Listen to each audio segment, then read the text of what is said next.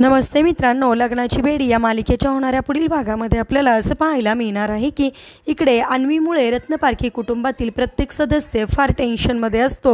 त्यावेळेस लगेचच विभावरी नेहमीप्रमाणे मध्ये मध्ये नाकूप असण्याचं काम करते आणि ती असं म्हणते की लग्नाआधीच गरोदर असणारी मुलगी घरात सांभाळणं किती मोठं टेन्शनचं काम असतं हे रुक्मिणीताईंपेक्षा कोणाला जास्त कळेल आणि अशा मुलीबरोबर आता लग्न तरी ते लोक करतील का जी मुलगी अगोदरच गरोदर आहे।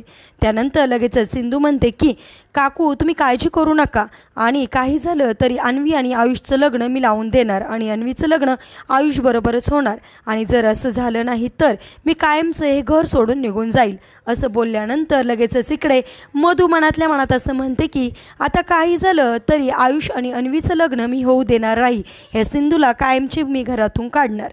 आता कशा प्रकारे सिंधू अन्वी आणि आयुषचं लग्न करण्यासाठी प्रयत्न करेल, कशा प्रकारे दोघांचं लग्न लावून देईल आणि मधूची आणि विभावरीची हकलपट्टी कशा प्रकारे ती घरातून करेल हे पाहणे सुद्धा इंटरेस्टिंग ठरणार आहे। असेच मालिकेच्या पुढील अपडेटसाठी तुम्ही आपल्या रंजक मराठी चॅनलला नक्की सबस्क्राईब करा। थँक्यू।